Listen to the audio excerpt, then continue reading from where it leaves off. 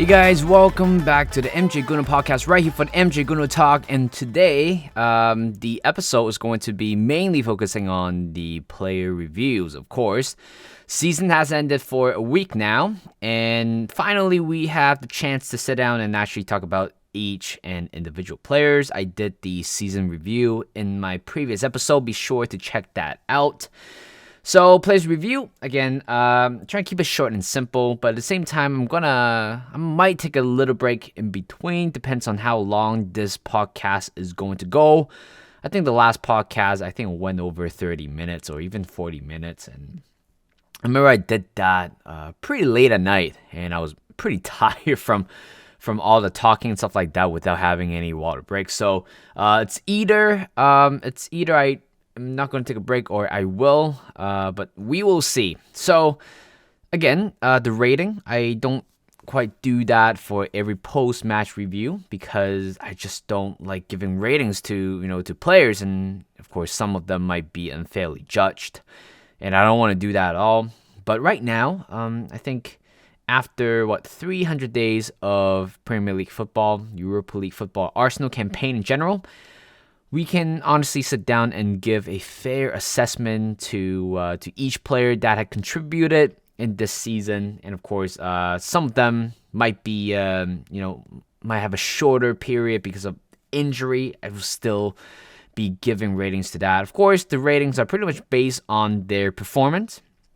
And there's another one. It's also constituted into where, an absence of a player's how an absence of a player impact the whole team in general. That will also kind of go into the rating as well. And in the end, actually, you know what? Let's keep it simple. I'm going to start with each position first. So goalkeeper all the way to striker. And then I'm going to give my rating at first. Then I will give my fair assessment to them. In the end, I will give my own verdict. Whether if we should keep them, sell them, loan them, or whatsoever. Of course, we have a bunch of loanees in the end. Of course, I'm not going to give them rating. Instead, what I think they should be, or the club should be doing in terms of, what are they going to be in the next future or in the next season. So, let's start off with Aaron Ramsdale, our number one goalkeeper. He has to be. You know what's funny? Yesterday I was watching a clip. Well, not a clip, more of a 30-minute video on YouTube. It's called Arsenal Road to Champions League. So, the person who was posting that entire video, of course, also includes all the Premier League games that we have, that we played, and also showing the main highlight of each individual, all 38 games. And Aaron Ramsdale, I have to give him 9 out of 10. I mean, it's higher than I thought it would be. I was thinking about giving him an 8. But the ones I, stumbled upon that video, I was looking how many times that Aaron Ramsdale has saved us throughout the whole season. And there's some saves that everybody seems to forgot. We were all, so focusing on the result in the end, but also merely forgot about, his contribution in terms of distribution, his passing, and also his saves as well. And of course, the best game. Of course, I'm also adding this one as well, like the best game of the player. Yeah, I'm giving him 9 out of 10, but the best game I have to say it's definitely, there's a lot of games because he played all 38 Premier League games and some cup games as well. Actually, he didn't play any cup games except the Europa League game. I would say that the game against Liverpool, I think that one is definitely the performance of the year by Aaron Ramsdale. Or maybe even the game against Newcastle United. We kept the game 2-0, but at the same time, he made so many saves against Joe Willock. I think there's one of them from Shaw as well, a very close range header. But you know what? The fact that he has kept 12 clean sheets or 13 clean sheets over 38 games. And of course, most importantly, some of the we I think he should have gotten a little bit higher in terms of his clean sheet tally. It was just a little bit unlucky. And of course, home games, we are quite horrible in terms of keeping clean sheet. And of course, the majority of the clean sheet that we gotten from were from away games. And the fact that he kept 12 or 11 or 12 clean sheets away shows what a great player he was or he is. And the fact that having such a good goalkeeper going forward into this season, also next season, also shows how crucial he has been. And at the same time, I do want to apologize to him because I did a few times where I was pretty much unfairly judged him in quite a bit, especially last season. I remember I said something like he was the only person or only player in the squad where I think he might be a little bit, overrated. But right now, looking back at the season, I don't think he is overrated. I think he's perfectly rated at this moment. Certainly, there are stuff that he can improve on. Some of the saves that he made, I felt it could have been better. For example, Man City away, De Bruyne, the first goal he scored, I think he should have probably saved that one. A tiny bit of mistakes as well. I believe the game against Brentford where they equalized that one. I think the way how he positioned himself was a little bit weird and also quite exposed as well. And of course, the mistake that he made against Southampton in the first 5 minutes was it, or maybe first 5 minutes, something like that. Other than that, he has been. I think he could have been the contender of play of the season for sure. And of course, in the end, I'm going to keep him. He is going to be our long-term goalkeeper.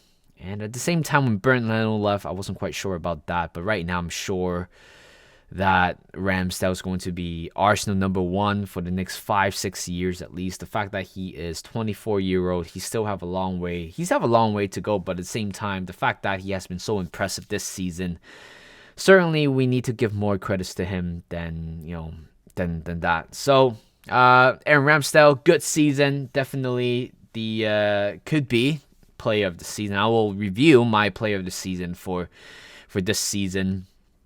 Next player, Matt Turner. I'll give him a 7 out of 10. Hasn't been given a lot of opportunities at all.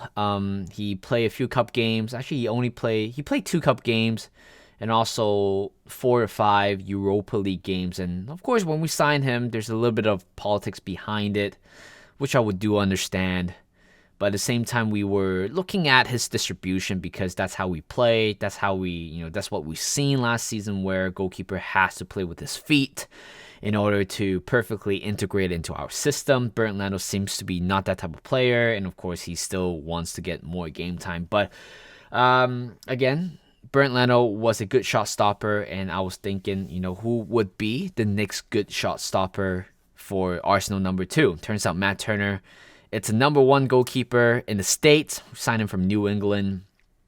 He was never exposed to any European football, and the fact that joining this team under the pressure of being the number 2 goalkeeper, and at the same time, people would be worried that if Ramsdale goes down with an injury, then Matt Turner would have to step in and replicate what Ramsdale has to do, which is the distribution. Very good at being very good at their feet. Matt Turner, honestly, quite impressive to be honest. Even though playing as a number 2, doesn't have a lot of game time. It was a bit shaky for him in his debut against. It was I think FC Zurich. I think he was a little bit shaky with his distribution. But then his best game actually came from Bodo Glimt away, I believe. So I think I missed the first 5 minutes of the second half, but he made a tremendous save. And at the same time, it shows how much he has improved on the ball. And I'm actually very impressed, actually. But, I wanted to see him more in the Arsenal action. And, of course, the goal that was conceded in the Celtics game Was Celtics game? A Sporting game, my bad. Sporting game away. I think the miscommunication between himself and also Kivior dropped the point a little bit. I think maybe could have done better there in terms of communication. But you know what? In terms of his first season for Arsenal and great character behind the team, in the dressing room as well. Certainly one of the players that, I can see keeping for at least a couple more years to go, even more than that. I mean, if he can somehow improve himself more on the feet, I mean, I have no problem in terms of his shot stopping ability. But other than that, I think he has been, given the chances he got, I would say he's quite impressive. So, yeah, my final verdict, it's pretty self-explanatory just now. I'm going to keep him, 7 out of 10. Good backup keeper, and I just can't wait to see him into more action next season. Especially, we have to go for, more of a cup run in the end. Next player that featured one game as a goalkeeper is Karl Hein.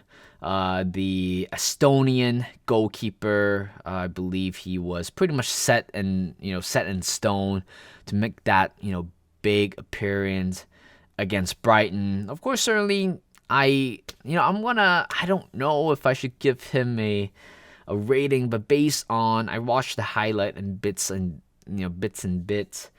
think I would give him a 5 out of 10. I mean, again, it's unfair because he only played one game, and unfortunately, it could have been higher if the score wasn't 3-1. Plus, he didn't slip up the first goal, which he gave up the penalty. But again, like this kind of player, you just don't know whether you should give them a rating or not because it's just plainly unfair since he only played one game for us. And just like that, I give him 5 out of 10. Just a mistake. Poor, I would say, not a very impressive debut. Certainly, there's a player in him, and he is, 19, 20-year-old, Estonian international, number one goalkeeper for his country. Certainly, there is a player in him, but right now, you just don't quite see where this is going in the next few years. Again, I'm not saying that we're gonna keep him. I think it's either in between loaning him out or just selling him at this moment. So I would just say loaning him out for a year or two to see. Coming to the right back, first play I do want to talk about is actually Tomiyasu. I'll give him 7 out of 10 this season. Best game for him was against Liverpool at home, pocketing Mo Salah the whole time. It was a very interesting game. Everybody thought, since Zinchenko was out for a bit over a month, I think, a lot of people were assuming that Tierney's going to come in and replace the Zinchenko, but Tomiyasu has what it takes, has all the ability that Mikel Arteta wanted, and that's why he was pretty much the inverted left back for a while, but of course the injury that he sustained from Sporting was quite a horrific one, especially Saliba went out as well. So that was a pain in the butt in general because I think without Saliba, we'll still be fine with Tomiyasu. Maybe you'll put Tomiyasu as a right center back. Again, the fact that his versatility in the team is so crucial for Arsenal moving forward. He is actually very good at his feet, and the fact that he is very good with his weaker foot as well. A great player from last season, and of course he might not have the speed as a traditional right back, but certainly he has the intelligence as a right back, left back, center back, or defender in general to be able to deploy into the Arsenal system. And what I'm seeing right now is the fact that if Tierney is gonna leave Arsenal, Tomiyasu is going to be the main backup for Zinchenko, or in any other case, he can be a center back, right-sided center back, or even as a right back. But Tomiyasu had a pretty okay season. Again, just his appearances were quite minimized by Ben White emerged as a right back this season, which nobody saw that. I was Well, I thought Ben White could have a few starts as a right back, but turns out Ben White has been very impressive this season. But my verdict for Tom Yasu, hopefully he is going to come back as soon as possible in the preseason, but apparently there's a bit of a setback for his injury. But yeah, I'm going to keep him. A great player, great versatile of a player. Certainly it's going to help Arsenal in the long run. Another right back, Ben White, 9 out of 10. Another players which went under the radar throughout the whole season. Certainly, I would put him as a very underrated player in general. I don't think anybody would have imagined him being that good as a right back, and the fact that we signed him for 50 million last season, and a lot of people butchered his price tag. His first performance against Brentford, but nobody would have known that he has been such a star player for Arsenal for the past 2 seasons. I know he is not interested in football as well, but I mean, even though he's not interested in football, he still put his heart out every time when he played for the club. And you know what? I just love him. I mean, you can see there's a bit of a comedian in himself. I remember the early game against Bournemouth. I remember kicking the opposition player for not giving the ball back, and a few more games as well. I think Mason Mount was pushing Ben White away, and that's a little bit of a gesture in the end.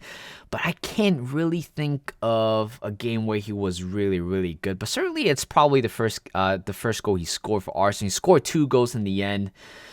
Made a couple of assists as well. I think certainly he, himself and also Bukayo Saka form a quite important partnership on the right hand side. I mean, the way how we play, the way how we try to feed the ball to Bukayo Saka at a perfect timing and placement, certainly benefit the right side as well. But in general, I think his best game is the game against Bournemouth, even though we conceded 2 goals. But it's hardly ever his fault. Maybe he went a little bit quiet towards the end. Again, he was the only right back we have, and even though we're only playing 1 game a week, you would still want to replace a right back in the middle of the game, and that's also shows how Tomiyasu injury was quite significant to the right hand side of Arsenal. I mean, if we rest Ben White a little bit more in the latter stage of the tournament or of the season, I think Ben White would have probably pushed himself for another level. But yes, 9 out of 10 for him, and my verdict for him, it's a keep. Moving on to the center back. Very interesting one. Rob Holding the first one, 6 out of 10. By no means he is a good player. I mean, the fact that we drew the game, nothing on a individual level where I thought, he made a mistake. He made a horrible mistake, which led to the collapse of the team. But again, indirectly, he's not that type of player that we are looking for, or we'll be moving on with him. He is I think after Xhaka, was this Xhaka? Might be after Xhaka. He is the 2nd or 3rd longest serving player for Arsenal. Again, another player that was signed by Arsene Wenger back in 2016. And again, I think we can definitely upgrade him. Rob Holding is such a great character, great personality in the dressing room. Certainly help a lot of young players and lighten up the mood a little bit with his presence, of course. His hairline, his hairline redemption arc would be a 10 out of 10. Nobody would have imagined he would have grew such a beautiful hair in the end with the hairband. And of course, the best game he had was pretty much the first game after Saliba injury, which is Crystal Palace. Everybody was a little bit worried on the right hand side, but turns out Rob Holding was fine on the right side, and in fact he played a very good game, done all the basics that he need. But moving forward, every time when he's on the ball, he just produced a very unsettling that type of feeling amongst his teammates. Certainly not doing Thomas Partey a great deal, because again, Thomas Partey, for him to play well, you need to have Saliba at the back. But Rob Holding, it's just not that type of player. I mean, the fact that we kept him is because, again, good dressing room guy, but moving forward, you just cannot. We just can't have Rob Holding. I think he is still a good player. If he move on to like Everton or Brentford, even, I think he would strive there. Will be a good player for them. But other than that, I just don't see him in an Arsenal shirt ever again. Unfortunately, no matter how much I love his goal against Man City, he scored 2 goals this season. One against Bodo Glimt and also the game against Man City. It was the first goal he scored with his foot. And yeah, 6 out of 10. I will sell him. We might actually make a profit out of him. We got him for $2 million from Bolton 7 years ago. So we can certainly sell him for a profit in that case. Second one is Kivior. I will give him a 7 out of 10. Again, it's just it could be a little bit unfair to judge him. The fact that he came and played very later on in the campaign, making his debut against Sporting. Again, that little miscommunication between himself and Matt Turner. Certainly his English might have improved by now. I think when Rob Holding just couldn't really carry on, bringing the team, and you just bring someone like Kivior. We signed him from Spezia, I believe so, for 22 million over the January transfer window. Of course, he was served as the main backup for Gabriel, but honestly, he didn't really have a lot of opportunities until when we were in crisis. And you put Kivior instantly, it just helped the team. It just raised the team a little bit, kind of from a ditch. And he's that type of player out of nowhere. Just made an impact and short stint as well. Chelsea, Newcastle, he did great, honestly. I was giving him an 8 out of 10 at one point in my head. And of course, contradicted the idea of not playing a left-footed center back as a right center back. And I think he strived, perfectly, to be honest. In the last two games, I can't really blame him. Arteta was playing something different. Wasn't quite sure what Arteta was doing. I was thinking that, Kivior was kind of replicating what Zinchenko was doing, but turns out it was not the case. But again, still a very solid young player, 23-year-old Polish international. Certainly there are room for him to grow. Of course, we're going to keep him. Certainly, with his versatility, I can see how we can use Kivior in the near future. As a left back potentially, or even as one of the center backs. And I'll keep him 7 out of 10. Best game for him is definitely the game against Wolves, if not probably Chelsea. Again, I think we got to give him a benefit of a doubt in the end. Having a goal in the end. Also, the last goal that we score in the campaign. Moving on, next player is Gabriel. I'll give him 9 out of 10. A very shaky start at first. I remember he made a few mistakes. The game against Fulham and the game against Spurs, where he slid in quite prematurely. Or even the game against West Ham, I thought, ugh. Well, actually, the first half of the season, he was, again, I was still a little bit, criticizing him. But more and more after the World Cup, maybe he didn't get selected for the World Cup squad. That's why he motivated himself even more and plays so much better. The thing is, as a defender, you can't really think of a game where he actually played very well to the point where you give him a man of the match. It's really tough. I can't really think of one, but if I actually have to sit down and think, it's definitely one of the games at the post World Cup.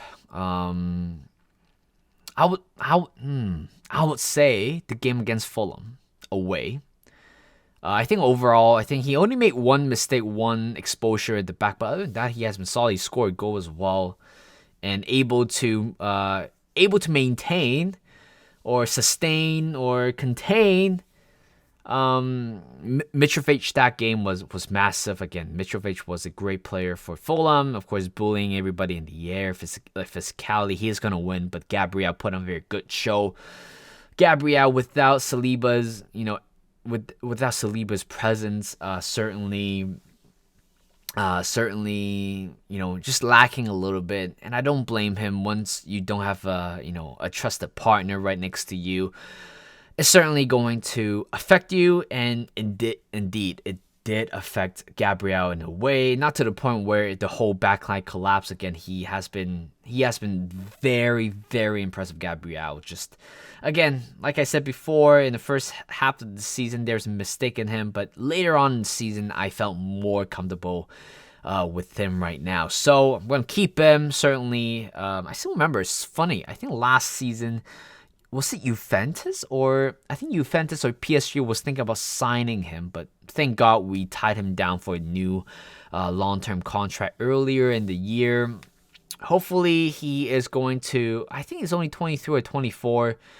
Of course, congrats to him. Recently got married. Of course, we want him to be much better next season. I mean, next season was pretty much a lot of players are beginning to enter his prime, and he's one of the players.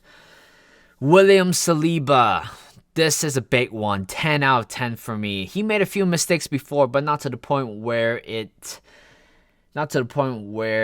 affect the score at all. Again, there was so much speculation behind him before the season started. Will he be going on loan again, or will we sell him for a profit? After two very successful loan spell in Ligue 1.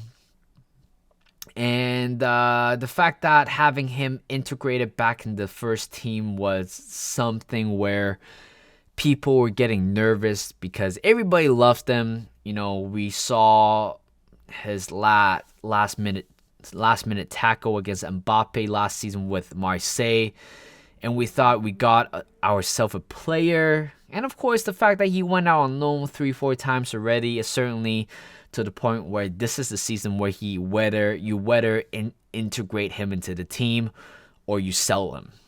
But Arteta was very, patient with him, and we just got ourselves a gem in the end. 27 million when we first signed him and loaned him out for 3 times. Certainly, we thought it wasn't a good deal after all. We might made a bit of a profit if we decided to sell him earlier on this season, but the fact that we keep them, and he has been a tremendous player for Arsenal this season, was just, it's just incredible. Scoring 3 goals for Arsenal this season. Bournemouth, nobody have expected him to have such a great strike with his left foot. But yeah, he integrated perfectly with within the Arsenal team. We thought he replaced Ben White, but somehow we moved Ben White to right back and make things even better in a way. You just have to put Saliba in week out, or even every game as well. And his best game, I think it's definitely the game against Chelsea away. I think he was tremendous. There's one interception from Kai Havertz for Aubameyang. He slid in, got the ball, and the ball just somehow spin right back at him. And he's very composed on the ball. I think that's something that, not everybody realize it. It's the fact that he is so comfortable on the ball. When you compare him and also Rob Holding, it's just 2 different types of player. And certainly his injury didn't help at all. Arsenal dropped off massively without him. And turns out we were able to survive without Zinchenko for a month. We were able to survive Partey for a few games. We were able to survive Jesus for 3 weeks, but we cannot survive William Saliba. We just can't. Yeah, we couldn't. We just couldn't, to be honest. We just couldn't survive without him. And honestly, he is my runner-up for player of the season. I mean, it's pretty. I think nobody gives him a lot of credit. He has the height. I mean, at first he got criticized with a little bit clumsy sometimes, in terms of where he hits the ball. But as times go, he goes better. And again, West Ham at home, he made a mistake. Again, I don't really blame him. He was on the bench for the majority of the time in the World Cup, and you expect a young player to come back and perform was just tough. It took him a few bits to to adjust. But other than that, he has been tremendous to me. He has to. We have to keep him 10 out of 10, like for me. And right now, there's a whole thing of the contract war going on. We know that we extended his contract. Oh well, I think we chose to extend his contract, extend a year. But right now, this is the main part. This is a big summer for Arsenal, for the sporting director as well. We have to keep him. Just pay him whatever the money. I mean, I saw a source the other day. Arsenal was thinking about offering him 120K a week. I mean, I see him, higher than that. I expect him to earn more than 180K a week. Tremendous player, and you already see how impactful he is to Arsenal. And there's no point of going into this kind of a war. You just give him money, paid him, and he is going to stick with us for the next 4 or 5 years before he move on to another career. Because again, when you look at William Saliba, you can see that he's that type of player where he's not going to stay forever. He might go at some point in his career as well. So why not just tie down for the next few years, get the best out of him before he moved on. But yeah, I think just pay him whatever the money it is. And it's funny, I saw a comparison between himself and also Eddie Nketiah in terms of the wage. I mean, just completely ridiculous, to be honest. Eddie was an impact sub, backup player, earning 100K a week. And Saliba, you just have to earn higher than that. But William Saliba, I think he was the whole reason why it went down in the end. The whole reason why everybody just kind of dropped off. Moving on to Kieran Tierney, our number 3, our future captain, or perhaps could have been our future captain.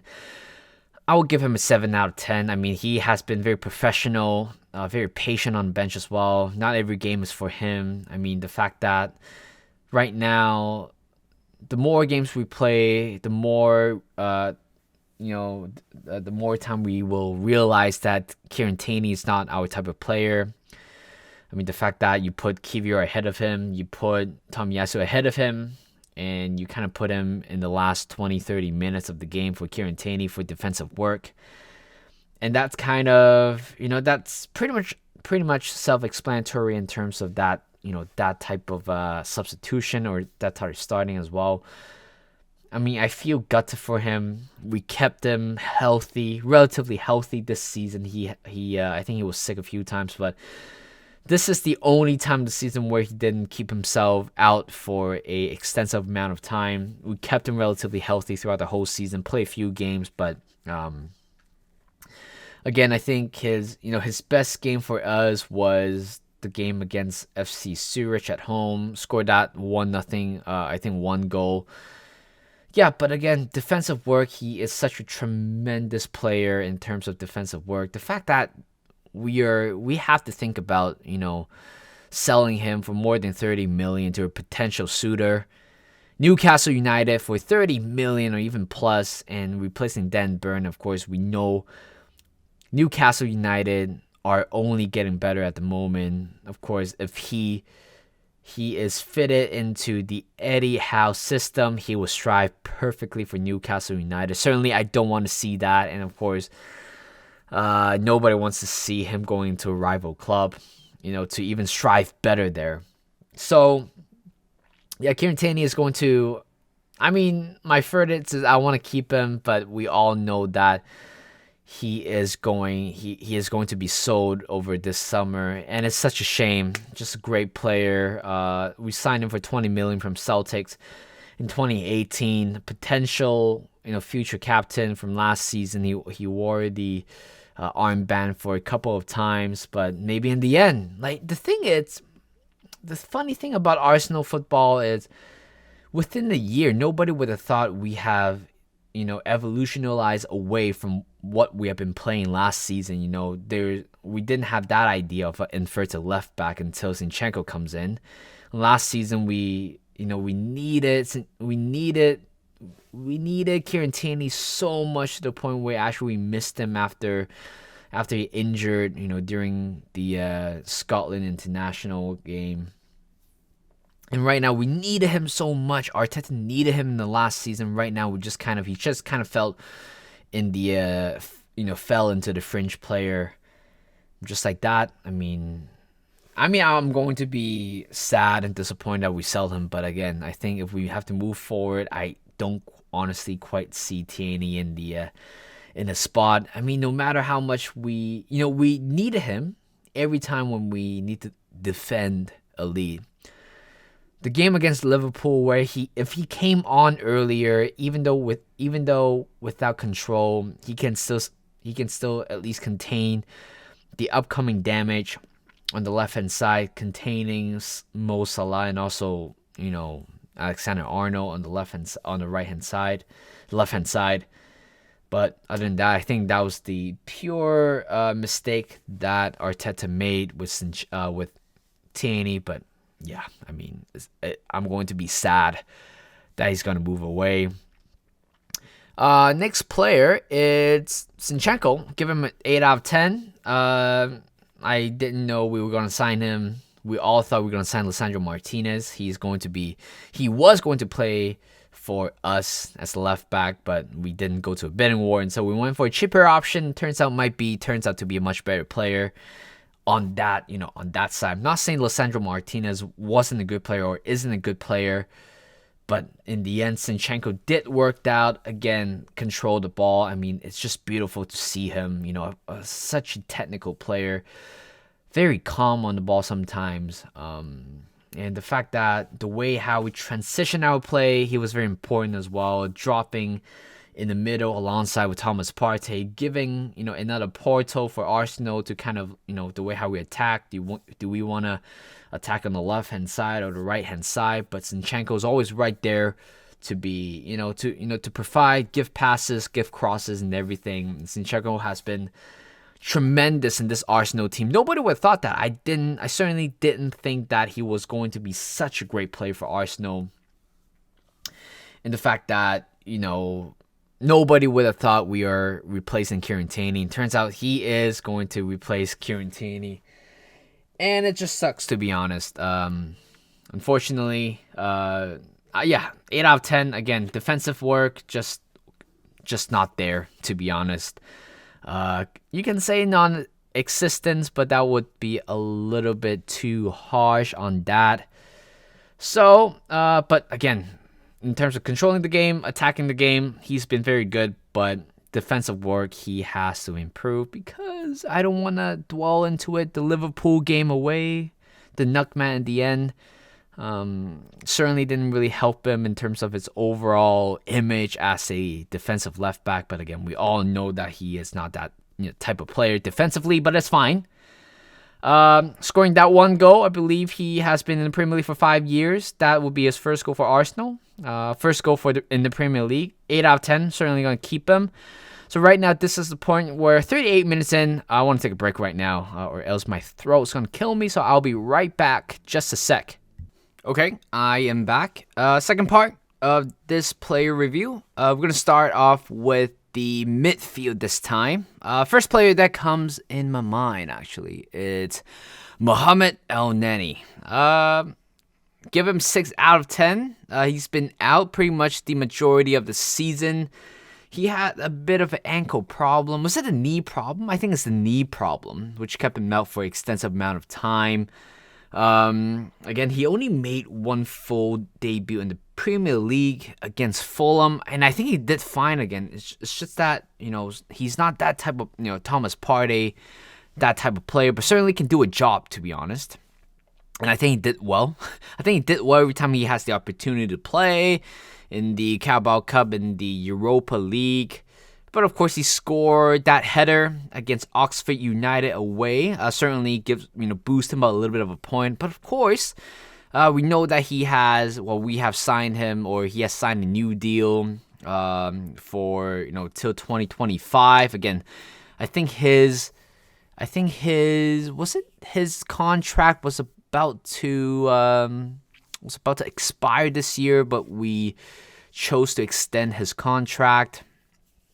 And again, he is taking a massive pay cut just to stay with the club. Honestly, he's a great guy. Great gesture by, for the club decided to, stick with him or stay with him, during his pretty much his rehab. And certainly he is that type of player where I can see him, comes into the squad, do a little bit of work, and he would even mind. That's the thing. I think that's such a lovable guy he is. The fact that he loves the club. He knows that if he departs Arsenal, nobody's going to sign him. Most likely he might retire after that. But again, I think he is, you don't start him in big games, but you know what? In games where, we were leading by a lot, you need, some experienced player to maintain the lead. Mohamed El-Neni is certainly that type of player, and the fact that he's so lovable, taking pay cut just to stay with the club, just to accept the contract, and he has no problem with that. Gives me a 6 out of 10, and we already know that we're keeping him. But of course, after that, we don't know whether if we are still going to extend his contract. And he is the longest serving in the Arsenal squad. Nobody would have thought. I mean, his first season for Arsenal, we signed him in January, scoring that goal against Barcelona, even though we exited quite early. But yeah, I mean, 6 out of 10. He has that one goal. We're going to keep him. Love that guy. Second player that come out of my mind, Sambi Lokonga. Ooh. Should I even give him a rating? I'll give him a 4 out of 10. He didn't play that well, to be honest. I think I mentioned that or emphasized that a long time ago. I indeed really wanted him to succeed in Arsenal. We signed him for 23 million from Anderlecht in Belgium. Vincent Kompany said that he is, a new generational player for Belgium, and he's a natural leader as well. He was captaining his side at the age of 18 or 19. And, last season he got game time. I remember he played pretty well against Chelsea, even though we were, we got battered that game. But early in the season, his chance to shine was United away. Partey was absent. El-Neni was absent as well. We only have Sambi Lokonga playing that role. Again, I'm not saying that he's like horrible, but it's just he didn't have that Thomas Partey, that type of ability, that quality in him. Played a few games as well. I believe he has an assist to Bukayo Saka in the Bodo Glimt away game. And of course, scoring that header in the preseason against Chelsea, taking him out of his shirt, kissing the badge. But right now, I don't know if he would still want to kiss the badge. I think the most frustrating game that everybody had on him, or even the players had on him, was the game against Man City in the Cup game. I believe, showing how frustrated Martin Odegaard was in that second of a clip there. Shows that, he might not, you just don't quite see him in the squad at all. I mean, right now we have Jorginho. We all wanted him to succeed as a Partey successor, but right now it's just really tough to see him, the way how he played. We loaned him out to Patrick Vieira's Crystal Palace. But at the same time, I just felt like, he got a few game time, but since he got sacked, Roy Hodgson comes back on.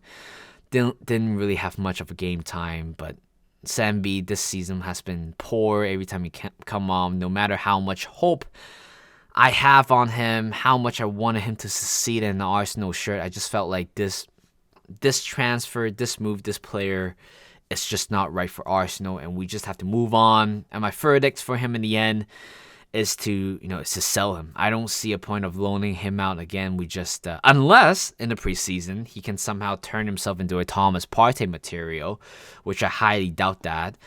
Other than that, I really don't see him in the Arsenal squad next season. He is likely to be sold at this point. I don't think we will sell him for a profit. I mean, I doubt we will sell him for a profit in the end. So we're going to sell him after that. Next player, Jorginho. 8 out of 10. It's a funny one. It's a funny signing. I believe I was a little bit disappointed that we didn't get Caicedo. Instead, we gone for Jorginho, somehow turning his legacy from Chelsea into the Arsenal retirement home.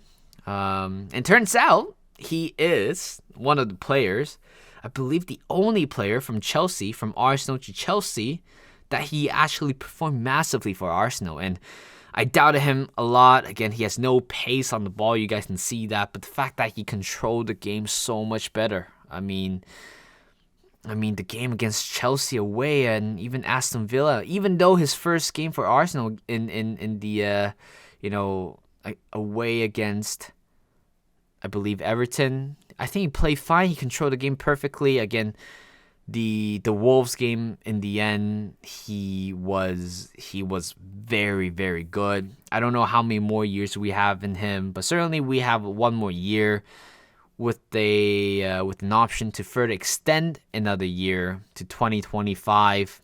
Is it 2025? Yeah, 2025.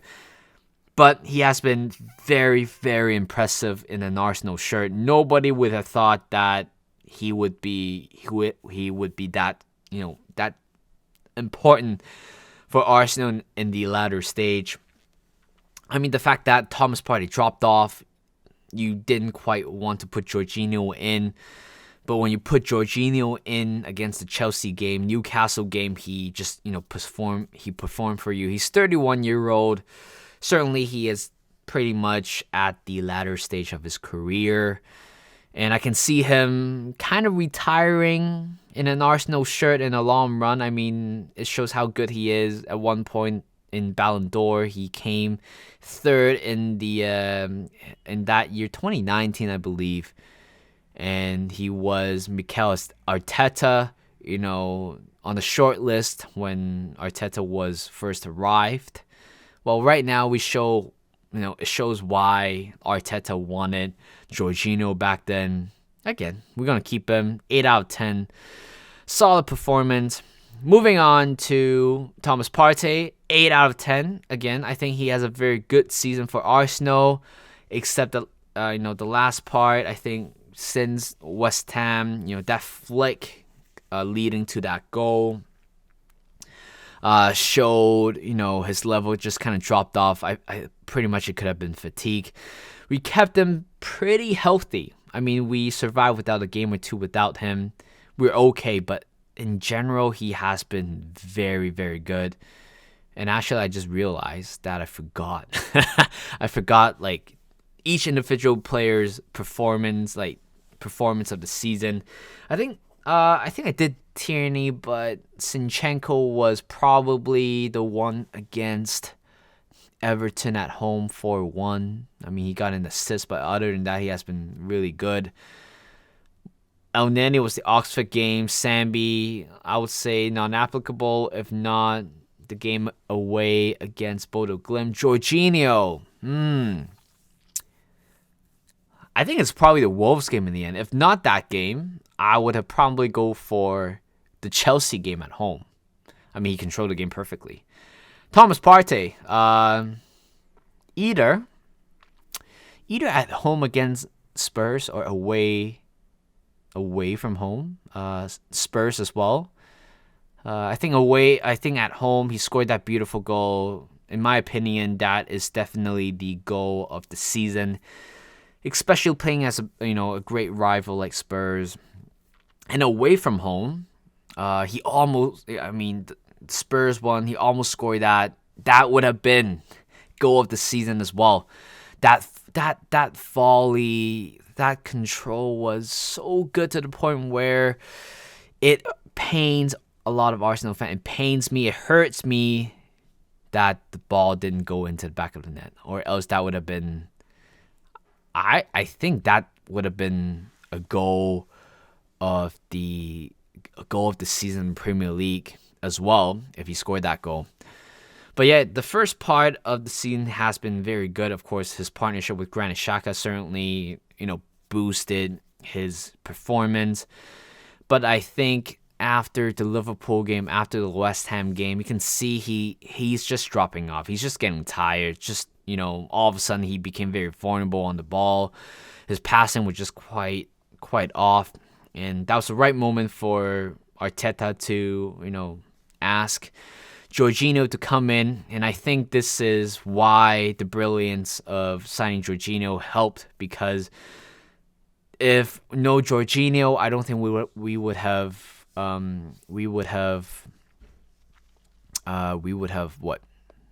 loaned out not Saliba, La Conga. So yeah, I mean, in the end that worked out, because if Jorginho wasn't signed, we would have to probably stick with Partey throughout the rest of the season, and which also give Arsenal a consideration of a thought of selling him. But I think right now, I mean, the game against Wolves in the end showed we can also play another way. Instead of inverted left back, he can be our inverted right back, and I think he did that pretty well. I believe he played as a right back for Atletico Madrid, but I think in general he's been pretty good. 8 out of 10. We're gonna keep him, even though there are tremendous amount of rumors going around. He might be leaving the club. Serie A, a few teams are looking at him, especially AC Milan. I mean, I'm not quite sure if this is the time where we can probably sell him for, we cannot sell him for a profit for sure, but we can still get him quite a bit of money, to be honest. But I think in general, I want to keep him, because we need that type of experience player in the middle to play in the Champions League. So I'll keep him. 8 out of 10. Good player. Great season. Granit Xhaka. Oh, this guy, I give him 10 out of 10. He has been a definition. He has been the face of the redemption arc. A perfect redemption arc, actually. Nobody thought of him as that type of player where he would make a tremendous comeback after what happened in the Crystal Palace game at home. I said that in the last podcast where, everybody thought he was gone. Somehow he came back, redeemed himself perfectly, especially last season, especially this season as well. But we know that he's going to leave the club. But let's talk about him as a player. Great leader on and off the pitch, and just a nice guy in general. His best game comes from Newcastle United away. I think that block against Joe Willock was pretty much the highlight, the final icing on the cake, knowing that he's going to leave the club. Actually, not really. The 2 goals that he scored against Wolves was pretty much icing on the cake, but that part, that interception, that block with his back, I mean, nobody thought he would make a run back that far. Made a block, kept us in the game, and yeah, that shows how good Granit Xhaka is. He is going to be 31-year-old in June, I believe so. But at this point, if we can somehow sell him for a profit, not a profit, we signed him for 34 million. Definitely cannot, but we can still sell him for consideration of value. I would say, we're going to sell him anyway, but at the same time, he's that type of player where you just, you have to start him every game. Even though he's 35, 36, you have to start him every game. And, of course, he is not the ideal level 8, not level 8, number 8 player that we're looking for, but certainly he can do a tremendous job. I mean, there are a few times where he could have, taken a shot, but, again, he is not that type of player. He's not that type of player where he receives the ball, look for options, or even go for a shot. He's not like that. He's more of a passer. He's more of a physical guy. Again, he wins you duel. He doesn't have the speed, but he wins you duel a lot of times. And great technical player in general, but he can be the contender of the player of the season, but unfortunately not him. I would place him at 3rd, actually. Unfortunately. Actually, maybe 4th as well. So, Granit Xhaka's leaving. I give him 10 out of 10. Perfect redemption arc. Certainly, a lot of players are going to miss him. I'm going to miss him for sure. Who else? Fabio Vieira. This one is a good one to talk about. Fabio Vieira, 6 out of 10. We signed him for 35 million from Porto. Everybody thought he is going to provide great competition for Odegaard. Didn't happen. First full Premier League game against Brentford. I think that was for him. the performance of the season, scoring that long range goal. Nobody expected that. Certainly not. I didn't. We're very good at keeping the ball from that distance, but David Vieira got that beautiful strike in him and also that pass as well. You can see there's a play in him.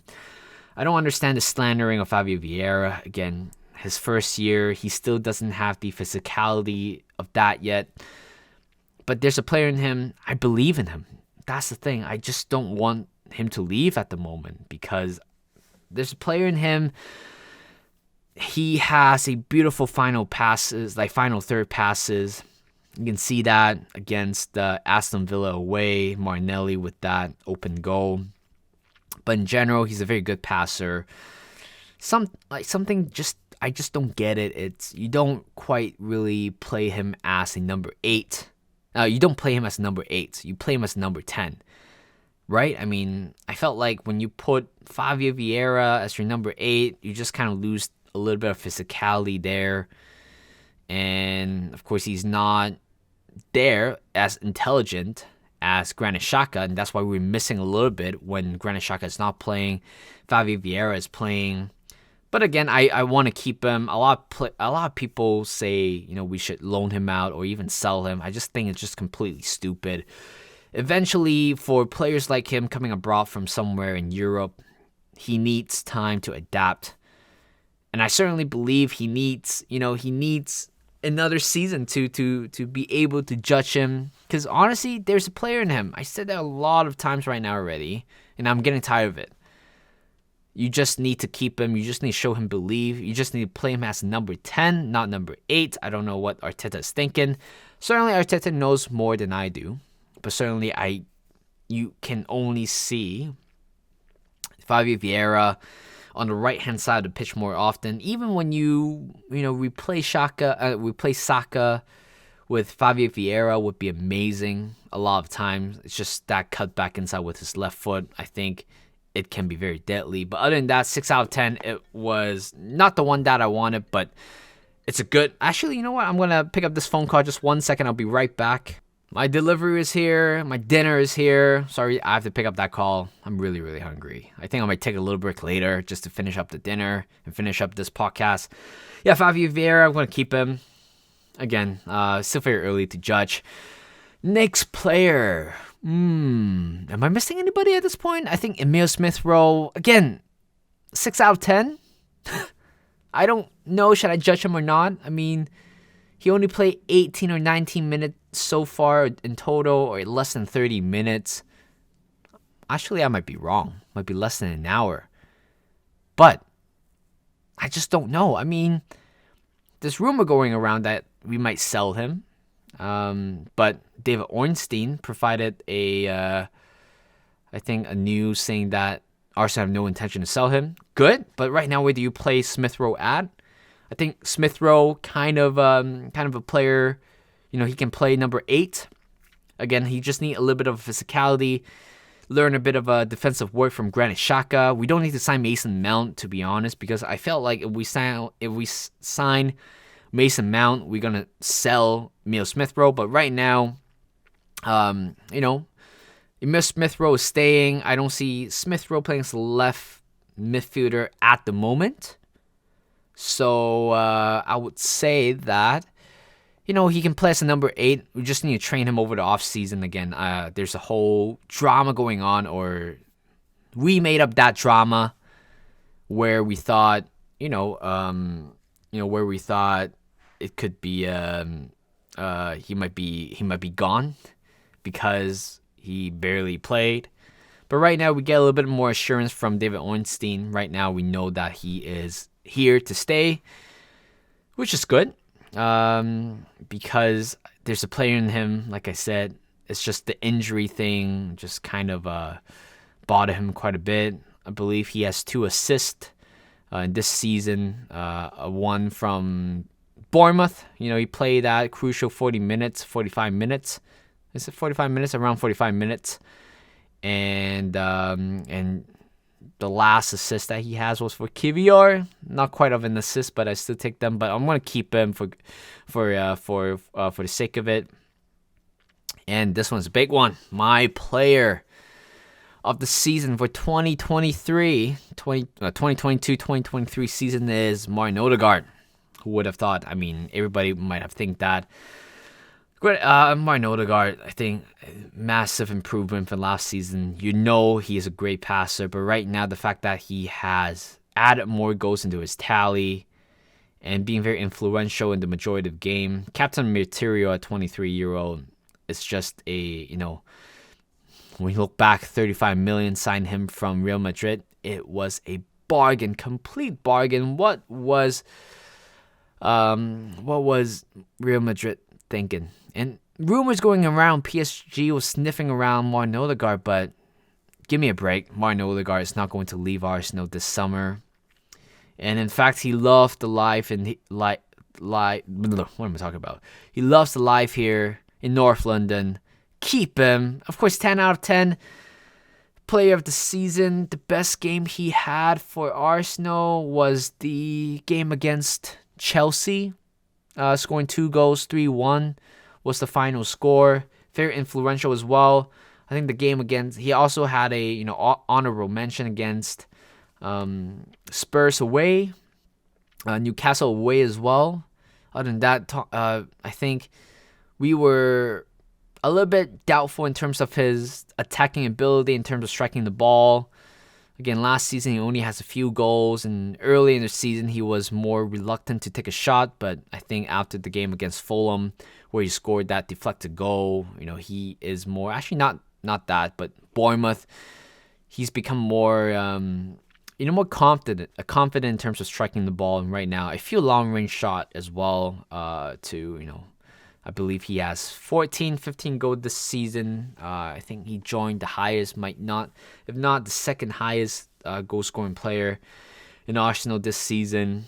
For me, 10 out of 10, and MO8. You gotta love that guy.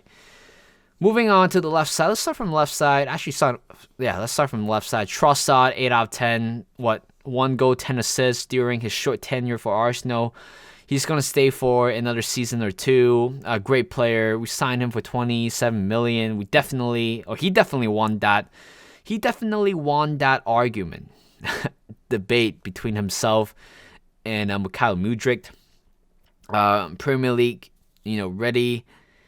already established himself very highly in the Brighton side, and we signed him for pretty much a bargain, less than 30 million. And in the end, we know that Mudryk is a player, could be that player, but I think right now, from what we are heading towards I think Trossard is much of a better signing, or a suited signing. 10 assists. Again, I think his best game for Arsenal was the game against Fulham away, 3-0, a hat-trick assist in the first half. But you know what? It's funny how when you look at Trossard, playing pretty much every game that he plays. His first game was against United, just made an impact instantly. And I think every time when he came on, he just made an impact. And finally, he replaced Martinelli for that game against Aston Villa. It shows, how good of a player he is. And he went on and scored that 1 goal against Brentford. Could have been more, to be honest. I mean, when you look at it, in a short spell, he has 11 goal and assist. But if he scored a few more goals, he would have been. I think he's definitely the sign of the season in the Premier League for sure, or in the January transfer window, because we all know Erling Haaland's going to win that category. What's next? Who's next? Martinelli, 10 out of 10. Great player. Actually, I'll give it 10 out of 10. Top goal scorer for Arsenal. Quite a lot of assists as well. I think this year he has tremendously improved compared to last season. He just integrated perfectly after his injury 2 seasons ago into this Arteta side. We were worried about him might be getting sold after the second season, but right now he looks very good, scoring a lot of goals, left foot, right foot, header. He has scored all 3 all 3 of them. Scored quite a lot of goals this season, and he, again, there's a bit of his goal. I think his game against Liverpool is very impressive, scoring that early goal, and later on that little run against Trent Alexander-Arnold with the assist to Bukayo Saka. That's definitely the best game I've seen from him, and you can see that he's 21, 22 year old. Definitely more room to grow. But again, I think the only problem that I have with him was he can be a little bit more decisive every time when he dribble on the left hand side. He could have take a shot early, or even make a pass early, but he didn't do any of that a few times before. I just felt like on the left hand side, if he is a much better decision maker, he is definitely going to be a top player for Arsenal in the long run. Signed a new deal again. I think Martinelli is that type of player where you can see him staying at Arsenal for the rest of his career. So 10 out of 10 for him. It's just a shame he couldn't break that record. For Firmino, I think the highest goal scorer as a Brazilian. But too bad he got injured in the end. But other than that, he has a great season. Reece Nelson, either 7. I think I'll give him an 8. Very impactful, to be honest. I think in the last few games, I think since he kind of reemerged himself into the Arsenal squad, every time when he make a substitute appearance, he has been very impactful. I mean, Eddie Nketiah was supposed to be the one who is going to impact the squad, but Reece Nelson is just another level. Of course, he just won that, comeback player of the game, comeback performance, or impactful performance in the Premier League. I mean, his best game is definitely Bournemouth. Came on for Emile Smith-Rowe, only has 25-30 minutes to play, providing that assist to Ben White, scoring that winner. I want to rewatch the game again because it's just giving me goosebumps. And even the game against Southampton, he came on for Martinelli. He did a lot, and people didn't realize that. I mean, I think the equalizer that Bukayo Saka scored, he kind of started that first, that shot. But again, the rumors going around, he's going to sign that new contract very soon. I just can't wait to see him more. Honestly, he was the original star boy, if everybody remembers him. And he is definitely going to be a very important player in the Arsenal future plan. Of course, we're going to keep him for that. Bukayo Saka, 10 out of 10. I know he had a bit of a cold spell, dry spell in the end. He is my third player of the season. I mean, it could have been second or first, but I'm sorry. The thing is, this season, Arsenal, there are a lot of good players ahead of him. Not ahead of him, but around them. But Bukayo Saka was the star boy. You just that goal against United was just beautiful. I mean, I didn't know he has that long range shot in him, but he did it. Everybody was quite worried about the contract situation. But you know what? We secured a 4-year deal for him. Again, he's here to stay. Our star boy, definitely my favorite player for the last 2-3 years. Everybody was a little bit worried about him in the early of the season where he just couldn't really score goals.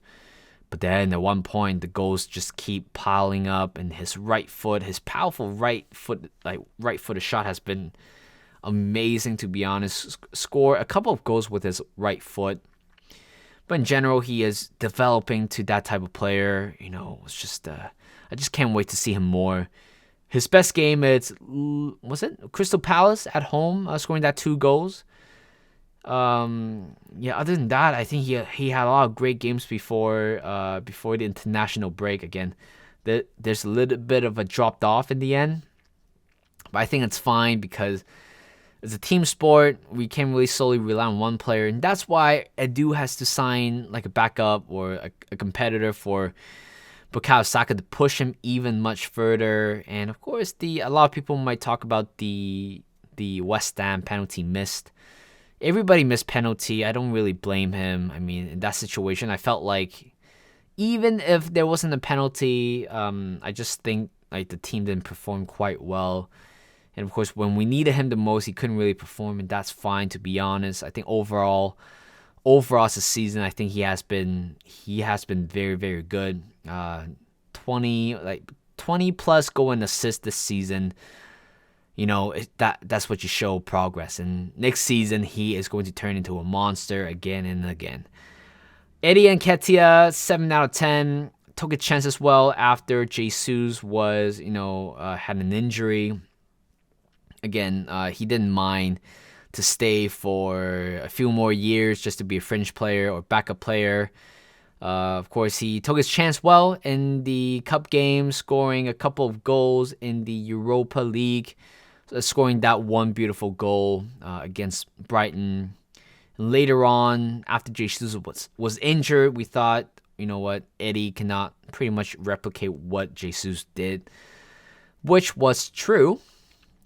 But at the same time, Eddie offers you something different. Again, it's just fox in the boxes, and he is that type of Ian Wright type of player, always hunting in the box. And the best game he had, I would say either the United game or the West Ham game. I think scoring that beautiful goal, great turn by Eddie, and slots it home at the back of the net, and scoring another game against Brighton. The game against Newcastle United, he was very unlucky. There was that one, I think it was the last 10 minutes. It was that one through ball. It was saved by Nick Pope, but later on scoring that 2 important goals against United to seal the win. That was pretty freaking awesome, that game. And later on, he just couldn't really perform. Maybe something to do with his ankle. He did miss out for a month. And again, like, even without Jesus and Eddie for a while, we were able to compensate it with Reece Nelson, Trossard, and also Martinelli. It's just perfect. I mean, it's just beautiful. This is how Arsenal has been playing. And last player, Gabriel Jesus, 8 out of 10. It would have been a 9 out of 10 if he stayed fit the whole season. But again, he is very impactful before the World Cup. Before the World Cup, I'll give him 9 out of 10. Again, it's just that he just couldn't score goals for a bit. But other than that, he has been very, very influential. Dropping back in the midfield, helping out in the midfield, doing a lot of defensive work. It's just a breath of fresh air, he is. And after the injury, everybody thought he might be out of the season, but turns out he came back early, scoring, how many goals? Like 6 goals? Was it 6? 5-6 goals after he came back. Again, his best game, it's Leicester at home. 2 goals, announcing himself to the Emirates Stadium that we actually do have a proper number 9. But still, he could have been better in terms of finishing his chances a lot of times, but that's it, pretty much. 9 out of 10, we're going to keep him. Keep Eddie as well. Keep Saka. Keep Trossard. Keep Martinelli. And that was pretty much it for the player review. I'm sure I have done more than 1 hour right now. My throat, it's slightly hurting at the moment. We still need to do this. Loan players. Totally forgot about that. Actually, I don't know how many players went out on loan right now. Or I think let me pull up the Arsenal website. I believe they have all the players there. Who else? I think it's more of a keep or sell for that one, because I don't quite seeing myself putting a score on them, to be honest. Let's see. I'm going on my phone right now. So where is it? Players. Just show me the players. Actually, show me the players. Just the app just wouldn't allow me. Oh, actually, buy players. Let's do this. I'm gonna scroll all the way. All the way to the bottom, pretty much. First come, first serve at this moment.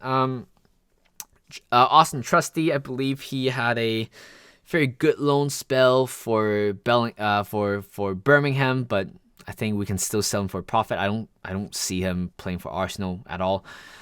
Marquinhos, a very impactful first game, scoring a goal, scoring on his debut, assisting on his debut, and everybody thought he could be like the competitor for Bukayo Saka, but later on, just levels just kind of dipped off a little bit. And again, he is the young player. We can still loan him out for a year. I believe he was loaned out to Norwich, scoring. I think he comes in goals a lot of times. Yeah, I'll give him a 5 or 6 out of 10. And a Cedric sell. I mean, I think he said that somewhere on an interview, saying that he wanted to stay. Did he? He said he wanted to stay to play. I mean, he wanted to stay to compete, but I'm sorry, but it's just past his prime at the moment. I think that's about it. I think that's all the play. Oh, Maitland-Niles, it's gone for sure. Again, free agent. I felt like we kind of regret a little bit not selling him to Wolves. I believe they were offering 20 million. But Arteta was so into the idea as him playing as a left wing back, but how time has changed 3 years later. Maitland-Niles is gone. I'm sure that's it, isn't it? Or do I have to go on my computer and have a look? Let me have a look, actually. I'm sure I missed a couple of players who went out on loan. And let's see. I'm sure Akwanko. Oh my God. Actually do quite. Oh my God. I just missed a lot of players. Alex Wunderson, sell. No comments about this guy. Akwanko, we can still loan him out for a year before we do anything to him. Pablo Mari is pretty much a sell. I think it's already confirmed. Monza, I believe, the club he's playing, has stayed up successfully. I think it was a 7 million in the end. Nuno Tavares going to be going as well. I just like he has a player in him, but at the moment, you just don't know where you fit him. I mean, he is kind of a headless chicken, very good, powerful player, but in general, reckless can be. Apparently, there was some drama going on between him and also the manager, some disciplinary issue. Nicolas Pepe, such a waste in the end, I believe. I mean, when you look at the players like Anthony from United, Jack Grealish, Darwin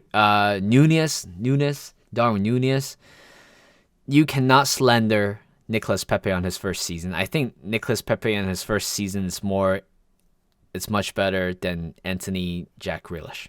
I'm sorry, I just have to say that, but it's a shame that it didn't work out. It wasn't Emery signing. I think it's a board signing, and I don't blame Nicolas Pepe for everything, but I just don't see him playing for the club anymore. Florian Balogun, this is a good one. I want to keep him actually, but again, he is going to be right behind Gabriel Jesus. The fact that he's so young, 21-year-old, scoring 20 plus goal for Rims, and I believe their season just ended today or yesterday. There's a player in him. If we can certainly sell him for a big profit for at least 40 million. Apparently, AC Milan is eyeing for him. But other than that, I want to keep, like, my heart says, my body says that I want to keep him, but my heart says that, why not just keep him for another year and see how it goes. That's pretty much my verdicts for every player. It's been more than an hour. I believe this is probably the most I've done, the longest I've talked to a mic for a very long time. I'm actually getting drained right now. I don't know how podcaster can do something like that. Even though I took a couple breaks already.